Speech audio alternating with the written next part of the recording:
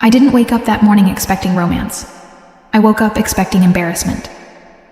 That had been the theme of my adult life lately. Almost right decisions, almost good dates, almost becoming the kind of woman who had her life together.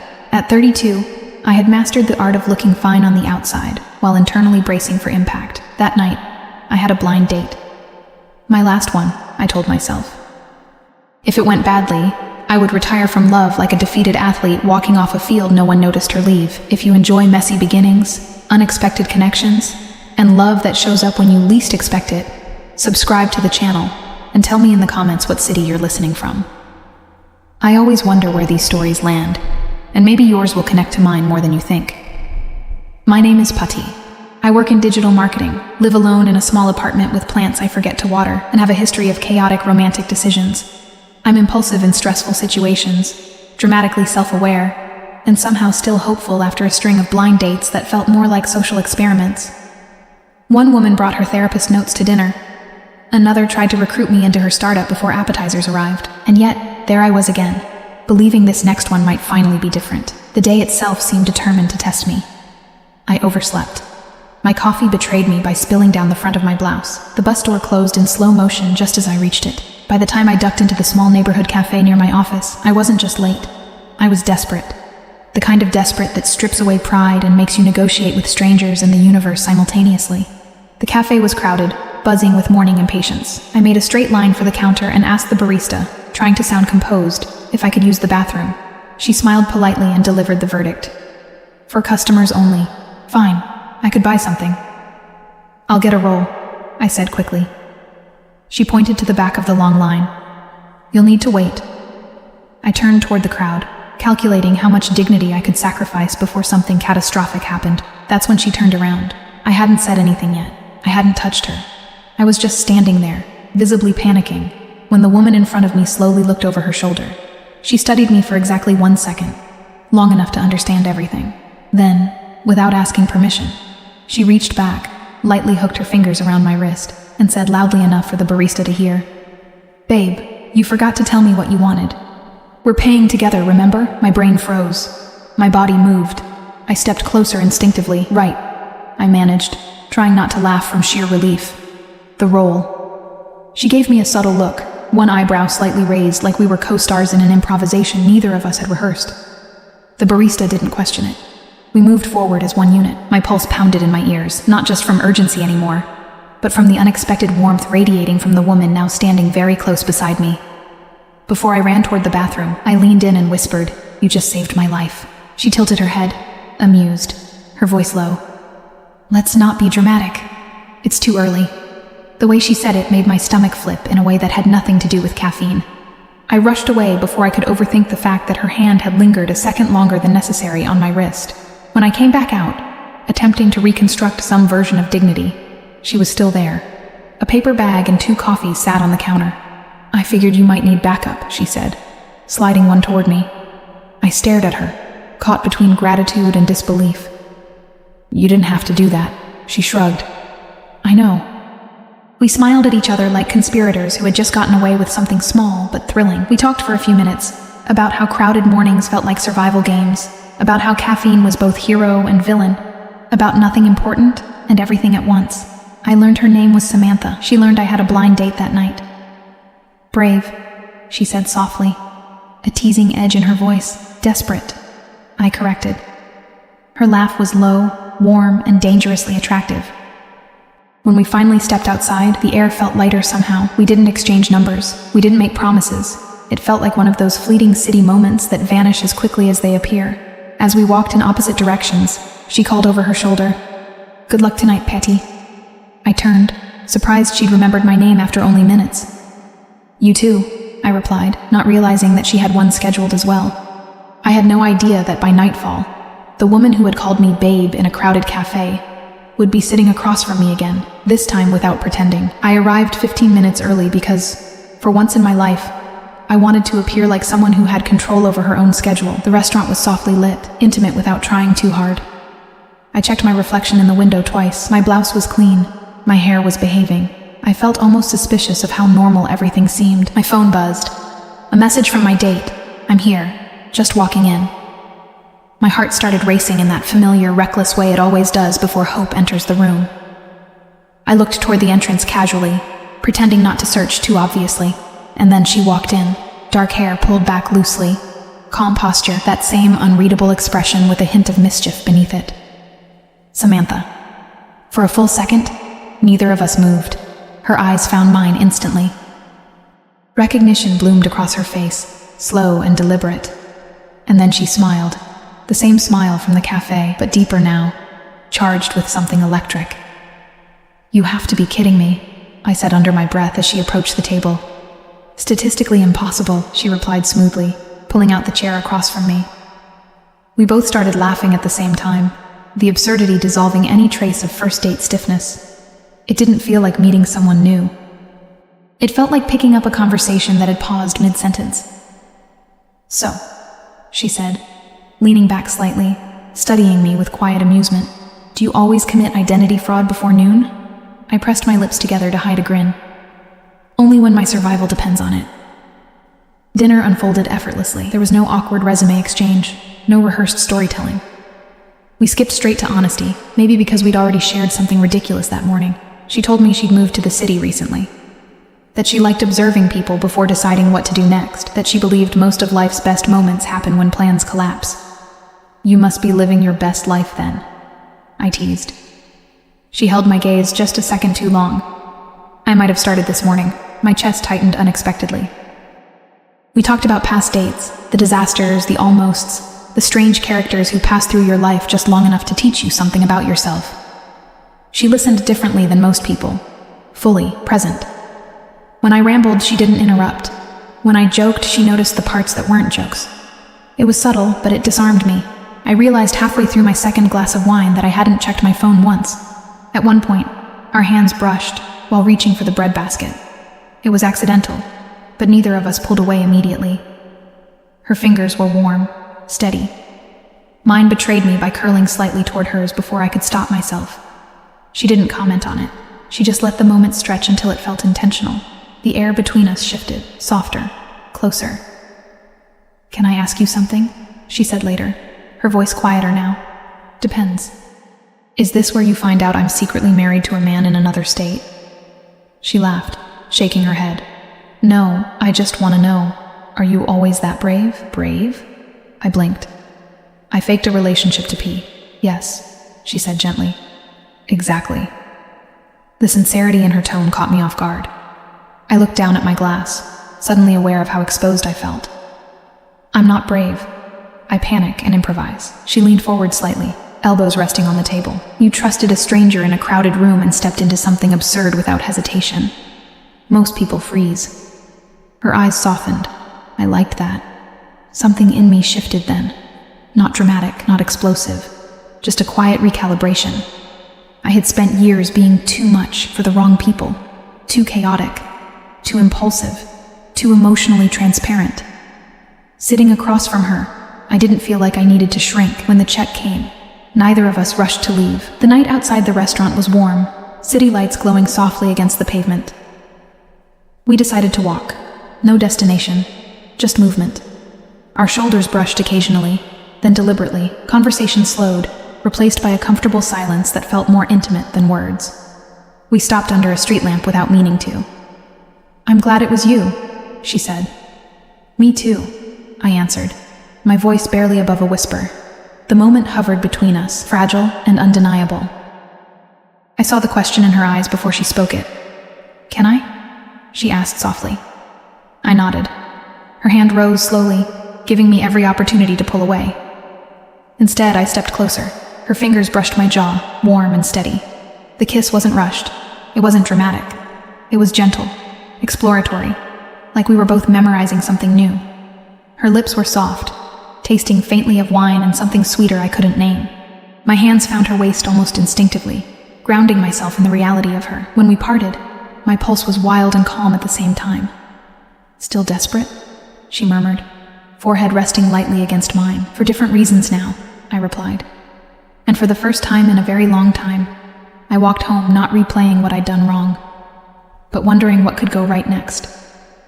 I woke up smiling, which immediately made me suspicious. I don't wake up smiling. I wake up negotiating with reality.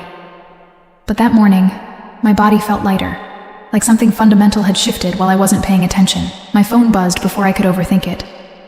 "Good morning, brave girl. Samantha." I stared at the message for a full minute, smiling like an idiot before replying. "Good morning, statistically impossible woman." We didn't text all day, not because we weren't interested, but because neither of us wanted to flood something that was just beginning to breathe. It felt delicate in the best way. By mid-afternoon, though, she sent another message. "Coffee later?" No fraud required this time. I agreed before she could change her mind. When I walked into the cafe that evening, it felt different, quieter, softer. Not because the place had changed, but because I had. The morning chaos had been replaced by anticipation. I spotted her immediately. She wasn't in line this time. She was seated near the window, sleeves rolled up again, sunlight catching in her hair. "Look at you," she said as I approached. "No emergency. I almost created one just to keep things consistent." She laughed, that low, warm laugh that was quickly becoming my favorite sound. We sat close this time, not across from each other, side by side on the small bench against the wall. Our shoulders touched naturally, like the space between us had already been negotiated. Conversation flowed easily, about music, cities we'd lived in, the strange freedom of starting over somewhere new. "You moved here recently, right?" I asked. She nodded. "About a month ago. Big change?" "Very." There was something in the way she said it, not heavy, not sad, just layered. I studied her profile as she took a sip of coffee. Calm, observant. Like she was constantly taking notes no one else could see. "Why here?" I asked gently. She smiled slightly. "I needed a place where no one knew me." That sentence lingered. Before I could ask more, she nudged my knee lightly with hers. "Your turn. Worst blind date?" "Oh, that's easy." A woman once spent 40 minutes explaining why love is a capitalist illusion. Samantha nearly choked on her coffee, laughing. "And you stayed?" I ordered dessert out of spite. She reached over, brushing her fingers lightly against my arm. The touch was casual, but it lingered. My breath caught for half a second. It was different from the night before, less tentative, more intentional. The cafe lights dimmed slightly as evening settled. We talked until the staff began stacking chairs. When we stepped outside, the air was cooler. She walked me halfway home without asking if I wanted her to. It just felt natural. At my building entrance, neither of us moved to leave. "I'm glad you came back," she said quietly. "Technically, I never left." She smiled, then stepped closer. This kiss was different from the first. Deeper, slower. Her hands settled at my waist with quiet confidence, and mine slid up along her arms, feeling the warmth of her skin beneath the fabric. I felt less like I was discovering her, and more like I was recognizing something I'd been missing. When she pulled back slightly, her forehead rested against mine again. "Your trouble," she murmured. "Good trouble? The kind that changes things." There it was again. That hint, that undercurrent. "What's changing?" I asked softly. She hesitated, just for a second. "Everything," she said, brushing a strand of hair from my face. "But I'm not sure how yet." The answer felt incomplete, but not dishonest. She kissed me once more, softer this time, almost thoughtful.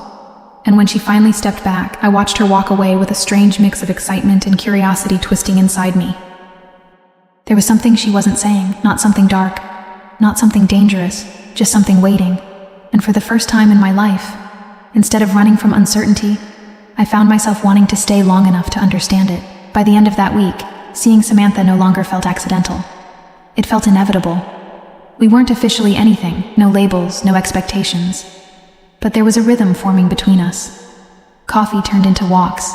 Walks turned into late dinners. Late dinners turned into her lingering at my doorway like she was waiting for permission to cross into something deeper. One night, she did. It wasn't dramatic. I simply said, "Do you want to come up?"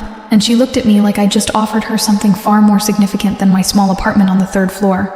Inside, the air felt charged in that quiet way intimacy often does. My place was tidy in a way that suggested I cared, but not obsessively. She walked slowly through the living room, eyes attentive, not judging, not evaluating, just observing. "You live honestly," she said. "That sounds like a compliment disguised as analysis." "It's both." I rolled my eyes and handed her a glass of wine. We sat on the couch, knees touching. Conversation drifted from safe topics to softer ones. childhood, first heartbreaks, the strange loneliness of adulthood. She listened the way she always did, fully. I found myself telling her things I usually saved for close friends. Not because she pushed, because she made space. At some point, the conversation thinned into silence. Her hand found mine first. No hesitation this time. My fingers intertwined with hers naturally, like they'd already practiced. She traced the inside of my wrist lightly, and my breath shifted without my permission. There was something intoxicating about how deliberate she was, never rushed, never careless. She leaned in slowly, giving me time to retreat if I needed to. I didn't. The kiss deepened gradually, like a tide rising. Her hand slid to my waist again, steady and grounding. Mine moved up to the back of her neck, fingers brushing through her hair. I felt her exhale softly against my mouth, and it sent a warm ripple down my spine. This wasn't chaotic. It wasn't desperate. It was intentional. She pulled back just enough to look at me. "Still brave?" she whispered. "I'm starting to think you like that about me." "I do." There was something unspoken beneath that answer. I shifted slightly closer, my thigh brushing against hers. She didn't look away. Instead, her gaze softened in a way that made my chest tighten. She cupped my face gently, thumb grazing along my cheek as if memorizing it. "You look at people like you're studying them," I said quietly. Her smile flickered. "And you notice." That's different from answering. She didn't deny it. Instead, she kissed me again. Slower, deeper this time. Her hand slid from my waist to my lower back, pulling me closer until there was barely space left between us. My heartbeat felt loud, but not anxious, just alive. We shifted slightly on the couch, bodies aligning more naturally. I could feel the warmth of her through layers of fabric, the subtle tension of restraint in the way she touched me, never crossing a line without invitation. My hand moved down her arm, fingertips tracing lightly over her skin. She inhaled sharply, almost surprised by the contact. "You're not as chaotic as you pretend to be," she murmured. "Oh, I'm absolutely chaotic, not here," she said, her voice softer now. The air changed again. There was a quiet intensity growing between us, but it didn't feel rushed toward something physical alone.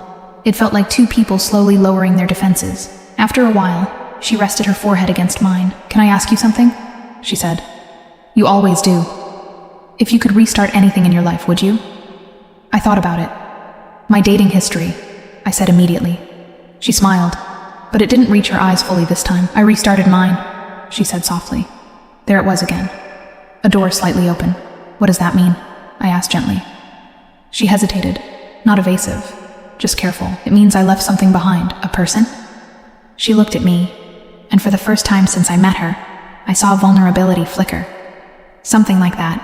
The answer wasn't complete, but it wasn't empty either. Instead of pushing, I leaned in and kissed her again, this time slower, grounding. Her hands slid to my hips, steady, present. When we finally pulled apart, breath mingling between us, she smiled in that quiet, knowing way.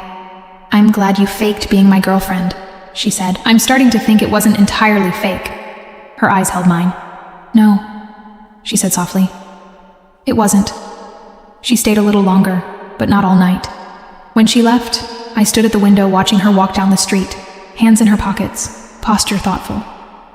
I didn't know what she had restarted. I didn't know what she had left behind. But for the first time, I didn't feel like I was chasing something. I felt like I was walking toward it. And that difference mattered. The next few days felt almost suspiciously easy. Samantha and I slipped into a rhythm that didn't require effort. We met for coffee, for late dinners, for aimless walks where conversation drifted from playful to thoughtful without warning. I started noticing small things about her. The way she observed a room before entering it. The way she tipped generously but discreetly. The way staff at the cafe sometimes looked at her a second longer than usual. At first, I told myself I was imagining it, but one afternoon something shifted. I walked into the cafe earlier than usual, planning to surprise her. She hadn't replied to my last message yet, and I felt that small flutter of insecurity rising in my chest. When I stepped inside, I saw her standing near the counter. Not in line, not waiting. Standing behind it. She wasn't serving customers. She wasn't taking orders. She was talking quietly with one of the staff members, the barista from that first chaotic morning. They looked serious. Not tense, just focused. I froze near the door, Unsure whether to interrupt, Samantha turned slightly, saw me, and for a split second something unreadable crossed her face. Then she smiled. Warm, familiar, disarming. "Hey," she said casually, stepping around the counter as if it were the most natural thing in the world. "You're early." I glanced at the counter behind her. "You work here?" The question hung between us. She hesitated just long enough for my stomach to tighten. "I should have told you sooner," she said gently. "I own it." I blinked. "You own the cafe?" "Yes." The word felt heavier than it should have. For a moment I thought about that first morning, about her standing calmly in line, about the way she'd taken control of the situation without missing a beat, the way she had looked at the barista that day. Measured, observant. "You were there, watching," I said slowly. She shook her head immediately. "I wasn't watching you like a case study, if that's what you're thinking." "I wasn't thinking that, but I kind of was." She stepped closer, lowering her voice. "I bought the cafe a month ago. I've been trying to understand how it runs. I don't always stand behind the counter. I just needed to see it from different angles." "Different angles," I repeated. "And that morning," she continued softly, "I wasn't planning to intervene, but you looked like you were about to explode." "I couldn't help it," I laughed. "Accurate. I didn't pretend because I own the place," she added quickly. "I pretended because I wanted to. That mattered more than I expected." Still, something unsettled me. Not because she owned the cafe, but because she hadn't told me. Not on the first date, not on the second. Not when she was sitting on my couch, kissing me slowly, like she wasn't carrying a hidden layer. "You said you restarted your life," I said carefully. "I did." "Is this part of it?" She nodded. "It's more than a business. It's a reset." The word landed differently now. We moved to a small table by the window. The cafe hummed softly around us. She reached across the table, brushing her fingers over mine, hesitant in a way I hadn't seen before. "I didn't tell you because I didn't want it to define how you see me," she admitted. "How do you think I see you?" She held my gaze. Spontaneous, brave, someone who showed up in chaos and laughed. "And owning a cafe ruins that? It complicates it?" I studied her face carefully. "You don't get to decide what complicates things for me," I said gently. A small smile curved her lips, relieved. "I didn't plan for us," she added. "That's kind of obvious," I teased. She exhaled softly. "I planned to buy a quiet cafe, fix what wasn't working, maybe sell it later. I didn't plan for a woman to panic in front of me and completely change the temperature of my week."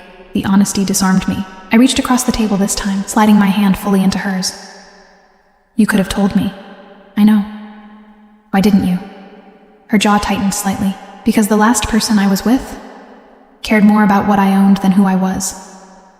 There it was, the piece she had left behind. I felt something protective stir inside me. Not dramatic, not possessive, just aware.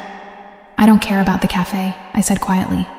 "I know," she replied, squeezing my hand gently. "That's why I was scared to tell you." The tension didn't disappear instantly. It softened, shifted, but it was there. Later that evening, when we stepped outside together, the air felt heavier than usual. She stopped before I could open my mouth. "I'm not hiding anything else," she said. "I just needed to know that what started between us wasn't about that." "It wasn't," I answered honestly. She leaned in slowly, as if asking permission without words. I stepped closer before she could finish the question. Her lips met mine with a quiet urgency this time. Not frantic, not desperate, but deeper than before. My hand slid around her waist, and hers rested at the small of my back, grounding me in the present. When we parted, I rested my forehead against hers. "You're allowed to be complicated," I murmured. "And you're allowed to panic in public," she whispered back. I laughed softly. The secret hadn't broken us, but it had shifted something, and I couldn't tell yet whether that shift would make us stronger or expose something fragile we hadn't seen before. After I found out Samantha owned the cafe, something subtle changed between us. Not distance, not coldness, just awareness. I started noticing how people greeted her differently, how a delivery driver nodded with quiet respect, how staff members adjusted their posture slightly when she entered the room. None of it was dramatic, but it reminded me that she carried weight in places I didn't, and yet, with me, she remained soft. That contrast fascinated me. One evening, a week later, she invited me to stay after closing. "No lines," she said lightly. No improvisation required. I agreed without hesitation. The cafe at night was different, dimmer, quieter, intimate in a way that felt almost sacred. The hum of the refrigerator and the faint clink of dishes being washed in the back were the only sounds. We sat on the counter instead of at a table, legs brushing casually. "This feels illegal," I joked. "It technically isn't," she replied, smiling, "but it feels like something we're not supposed to have." The sentence lingered. I leaned my shoulder against hers. "You talk like that on purpose." "Like what?" "Like you're narrating a turning point." She laughed softly, but her eyes didn't fully relax. After a moment, she grew quiet. "Do you ever think about how easily something good can disappear?" she asked. The question caught me off guard. "I try not to," I admitted. "I used to think if I built everything carefully enough, nothing could." There it was again, that undertone of something unfinished. I shifted so I was facing her fully now. "You're still building something," she nodded slowly. "Yes, but differently." "Because of what happened?" Her jaw tightened slightly. "Because of who happened?" The words felt heavier this time. I didn't press immediately. Instead, I reached out, brushing my thumb along her wrist the way she had done to me days before. Her pulse was steady, controlled, but I felt the tension in her shoulders. "She was with me for years," Samantha said finally, "before I moved here, before the cafe." I swallowed quietly. "She liked the idea of stability," she continued, "but not unpredictability. And you're unpredictable?" She gave me a half smile. "I bought a cafe in a city where I knew no one." "Fair point." "She didn't want change," Samantha said softly. "I did." There was no bitterness in her voice, just clarity. "And she's gone?" I asked. "Yes." "But?" Samantha looked at me carefully. "But I left before I knew who I was without her." That confession settled between us. I slid off the counter and stood in front of her, closing the space. "You don't have to know that yet," I said gently. She searched my face as if trying to determine whether I meant it. "And you?" she asked quietly. "Who are you without your chaos?" I laughed softly. "I'm working on it." Her hand moved to my waist, tentative at first. I stepped closer until there was no room left between us. The kiss this time wasn't playful. It wasn't exploratory. It was grounding. Intentional. Her hand slid up my back slowly, pulling me in with quiet certainty. I wrapped my arms around her shoulders, feeling the warmth of her through thin fabric. When we pulled apart, she rested her forehead against mine. "I don't want to rush this," she murmured. "Then don't." "I don't want to repeat something that almost worked but didn't." "I'm not almost," I whispered. She inhaled sharply at that. Her fingers traced the line of my jaw, then down my neck. The touch was slow, deliberate, sending warmth through my chest. I felt wanted, not because of novelty, not because of rebellion, but because she was choosing me in real time. "You're different," she said softly. "From her? From anyone?" The air shifted again. For a moment, I imagined what it would feel like to fall completely into her, to stop calculating outcomes, to trust that something good could last longer than a single perfect week. But then, the bell above the cafe door rang. We both froze. It was late. The sign said closed. Samantha stepped back slowly, tension flickering across her expression. I turned toward the entrance just as a woman stepped inside. Tall, polished, confident. She looked directly at Samantha. "Hi," she said calmly. The air in the room changed instantly, and I knew, without being told, this was who had happened. The woman who stepped inside did not look surprised to see Samantha. She looked like someone who expected to be remembered. Tall, impeccably dressed, posture straight in a way that suggested control was her default setting. She scanned the room quickly before her eyes landed on me, not hostile, just assessing. "Am I interrupting?" she asked calmly. Samantha didn't hesitate. "Yes." The clarity in her voice made my pulse steady instead of spike. The woman's lips curved slightly. "Still direct." "I've always been direct." Silence hung for a moment. Not sharp, not explosive, just loaded with history. I stayed still, watching, waiting to see which version of Samantha would step forward. "This won't take long," the woman said, stepping further inside. "I was in town. I thought we should talk." Samantha crossed her arms loosely. Not defensive, just grounded. "We talked, months ago. You left without—" "I left after we finished saying everything." The calmness was deliberate, mature, no bitterness, just boundary. The woman glanced at me again, curiosity more than threat. "And this is?" Before Samantha could answer, I stepped forward slightly. "Patty," I said evenly. Samantha's hand found mine immediately, fingers threading through with quiet certainty. "This is someone I'm seeing," she added. Not defensive, not performative, just true. The woman's expression shifted, barely. A flicker of recognition, maybe, or realization. "I see," she said softly. There was no dramatic outburst, no accusation, just a subtle tightening around her eyes. "I didn't come to reopen anything," she continued. "I just wanted to make sure you were all right." Samantha's thumb brushed lightly over the back of my hand, a grounding motion. "I am," she replied. "And the cafe?" the woman asked. "I'm keeping it." That answer carried more weight than it seemed. The woman nodded slowly. "You always did love rebuilding things." "I do." "And starting over?" Samantha looked at me then, not away.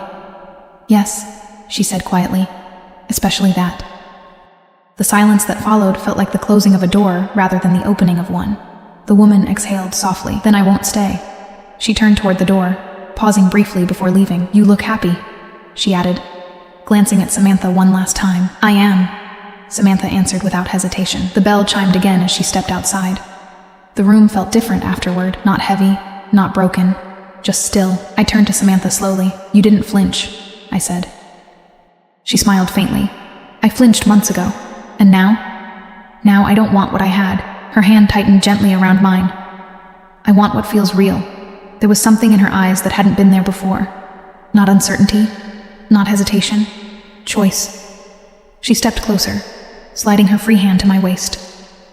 "I'm not running," she said softly. "From you. From this. From change." "You don't have to prove anything to me," I replied. "I know." She leaned in slowly, brushing her lips against mine in a kiss that felt different from the others. Not urgent, not exploratory, assured. Her hand settled confidently at my waist, and I wrapped my arms around her shoulders, feeling the steadiness in her body.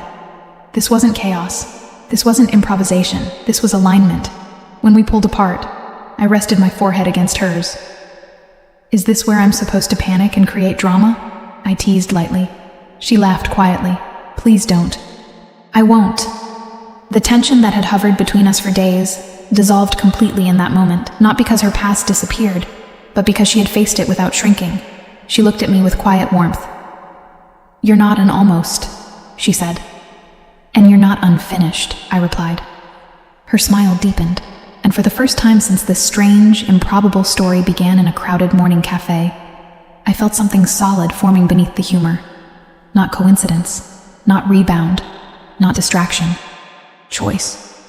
It happened on an ordinary afternoon, which felt unfair. Nothing dramatic had led up to it, no warning signs, no premonitions. I had stopped by the cafe after work, feeling lighter than usual, thinking about the way Samantha had kissed me the night before, slow, certain, unafraid. The door chimed as I walked in, and there she was. Not me. Her. The woman from the night the past walked through the door. Only this time she wasn't standing near the entrance. She was seated at one of the tables, composed, elegant, fingers wrapped around a cup of coffee she probably didn't even want. Samantha was sitting across from her. I stopped mid-step. They hadn't noticed me yet. The posture was different from the confrontation night. Less defensive, more intimate. Leaned slightly toward each other, close enough to suggest history. I didn't mean to eavesdrop, but I didn't move either. "I'm not here to fight," the woman was saying calmly. "I'm here because I made a mistake." Samantha didn't respond immediately. "I thought I wanted stability," the ex continued. "But I was afraid of change, afraid of you changing." My chest tightened. "I needed time," she said softly. "And I took it. I've been in therapy. I've thought about us, about what we had." What we had? The phrase felt heavy. Samantha finally spoke. Her voice was steady, but lower than usual. "We had something real." My heart stumbled. Not present tense. Past. But still. "And it doesn't just disappear," the ex pressed gently. "You moved cities. You bought a cafe. You rebuilt everything. That wasn't just about business." Silence stretched between them. Then Samantha said something that hit me without context. I didn't expect everything to change this fast. My mind didn't wait for clarification. It ran. Change. Fast. Me. I stepped back instinctively, retreating before they could see me. My pulse roared in my ears. I told myself I didn't know what the full conversation was. I told myself adults can talk about the past without wanting it back. But insecurity is not rational. It is loud. I left before either of them noticed. Samantha texted me an hour later. "Are you coming by today?" I stared at the message until the screen dimmed. "Busy," I replied. It wasn't entirely a lie. I was busy spiraling. That night, I replayed the fragments over and over. We had something real. I didn't expect everything to change this fast. What if I was the fast thing? What if I was the rebound that felt exciting because it was new? The next day, I avoided the cafe. Samantha called. I didn't answer. She left a voicemail, short, gentle. "Hey, I feel you pulling away. Talk to me." That hurt more than the conversation. Because she noticed. And instead of feeling reassured, I felt exposed. By the third day, she showed up at my apartment. I opened the door before I could talk myself out of it. She looked tired. Not angry, not defensive, just concerned. "You were there," she said softly, not accusing. Knowing, I swallowed. I heard enough. Her jaw tightened slightly. "You heard pieces. I heard we had something real." "And we did," she answered calmly. The honesty stung more than denial would have. "And I heard you say everything changed fast." It did. I crossed my arms, bracing. "You moved here to rebuild," I said. "You're still figuring things out, and I just appeared. You think you're a distraction. I think I'm convenient." The word landed heavy between us. Her expression shifted. Hurt, but controlled. "You are not convenient. Then what am I?" She stepped closer. "You're the only thing since I got here that hasn't felt calculated." That should have reassured me, but fear had already settled in. "And what happens when the calculation comes back?" I asked quietly. Silence. Not because she didn't have an answer, but because she realized what I was really asking. "Do you want her back?" I forced out. Her eyes met mine fully. "No." "Did you consider it?" She didn't lie. "I considered the version of us that worked." My breath caught. "And?" I whispered. "And it doesn't exist anymore." I wanted to believe that, but the seed had been planted, and once insecurity roots itself, it grows fast. I stepped back. "I don't want to be the in-between," I said quietly. "I don't want to be the exciting detour before something permanent." Her voice softened. "You're not." "But what if I am?" I replied. And for the first time since this improbable story began in a crowded morning cafe, I felt something real slipping, not because of betrayal, but because of fear. I didn't sleep that night, not because I thought Samantha would run back into her ex's arms the second I turned my back, but because doubt is louder than logic. It replays fragments, exaggerates pauses, twists neutral tones into hidden meanings. By morning, I had convinced myself of at least 3 alternate endings to our story, none of them good. I avoided the cafe again. Samantha didn't text this time, which somehow hurt more. Around noon, my phone buzzed. Not from her, from an unknown number. "I think you deserve clarity. She's meeting me tonight, just so you know." No name, no explanation. But I knew exactly who it was. My stomach dropped. For a moment, I told myself I wouldn't play into it, that mature adults don't react to anonymous messages. Then I imagined them sitting across from each other again, talking about what worked. I grabbed my jacket. I told myself I was just walking, clearing my head. But my feet carried me straight toward the cafe. The lights were on inside, but the sign said closed. Through the window I saw them. Samantha standing this time, not seated. Her ex across from her, posture composed, voice low but intense. I couldn't hear everything, but I saw enough.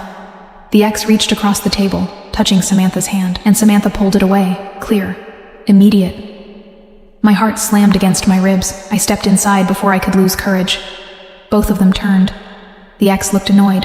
Samantha looked relieved. "You shouldn't be here," the ex said calmly. "I think I should," I replied. Silence stretched tight between us. "I didn't text her," Samantha said immediately, reading my face. "She did," I answered. The ex didn't deny it. "I thought she deserved to know we were finishing this properly," she said smoothly. "Finishing?" I repeated. Samantha turned toward her fully now. "Yes," she said, "finishing." The ex's composure cracked slightly. "You're throwing away years for someone you met 2 weeks ago." Samantha didn't hesitate. "I'm not throwing anything away. I already left. You don't know her. I don't need to know her for years to know how I feel." The certainty in her voice stunned me. The ex stood, frustration surfacing now. You're chasing adrenaline. I'm choosing honesty, Samantha replied. And what happens when she disappoints you? Samantha looked at me. Not past me. Not through me. At me. Then I'll deal with it, she said calmly. But I won't go back to something that asked me to shrink. That word landed. Shrink. The ex's expression hardened. You'll regret this. Maybe, Samantha answered. But I won't regret choosing for myself. Silence. Heavy. Final. The ex grabbed her bag. For what it's worth, she said, glancing at me coldly. You're temporary. The door closed behind her. The cafe felt too quiet. I stood there, pulse racing. Samantha walked toward me slowly. She wanted a reaction, she said softly. From both of us. She got one, I replied. Her hand lifted, hesitant. I didn't invite her. I know. She needed closure, and you gave it. She nodded. I'm not confused, she added. I'm not divided. I'm not waiting to see what happens. Then why does it feel like I am? I whispered. She stepped closer. Because you're scared. The word didn't offend me. It exposed me. I don't want to be chosen because I'm new, I admitted. You're not. Then what am I? She exhaled slowly. You're the first person I've wanted without calculating the outcome. That hit harder than any dramatic declaration could have. You don't move cities for adrenaline, she continued. You don't start over for convenience. And you don't stand in front of someone you once loved and say no unless you mean it. Her hand settled at my waist gently. I meant it. My defenses wavered. Not gone, but cracked. The cafe was quiet, except for our breathing. I don't want to lose you because of something that already ended, she said softly. You won't, I replied, but I wasn't fully sure yet, not because she hadn't chosen, but because I was still deciding whether I believed I was worth being chosen. The days after the confrontation felt different. Not dramatic, not fragile, just honest. Samantha didn't overcompensate. She didn't shower me with grand gestures or exaggerated reassurance. She showed up. She texted good morning. She asked how my meetings went. She listened when I spiraled and laughed when I made jokes to hide it. And slowly, something shifted inside me. Not because she proved herself, because I realized I didn't want to lose something real, just because fear felt familiar. The next Saturday, I walked into the cafe alone. It was crowded again. The line stretched almost to the door. The hum of conversation thick in the air. For a second, I stood there remembering the first morning. The panic, the improvisation, the way she had turned and called me babe without hesitation. I wasn't desperate this time, but I was nervous. Samantha was behind the counter, sleeves rolled up, hair loosely pulled back. She looked up as I stepped inside. Our eyes met, and something softened instantly in her expression. I stayed in line. I didn't move forward. I didn't cut. I didn't improvise. When it was finally my turn, I stepped up to the counter like any other customer. One coffee, I said. She leaned slightly forward. Anything else? She asked. I inhaled slowly. Yes. The cafe noise faded in my ears. I don't want to be temporary, I said quietly, but not so quiet that she couldn't hear it clearly. And I don't want to run just because I'm scared. Her eyes searched mine carefully. I don't want to be the girl who leaves before something leaves me. She stepped around the counter without breaking eye contact. Customers pretended not to watch. I don't want you to be temporary, she said softly. I know. And I don't want you because you're new. I want you because you're real. My throat tightened. I don't know how to be someone's solid choice, I admitted. She reached for my hands, grounding me in the middle of the crowded cafe. Then learn with me.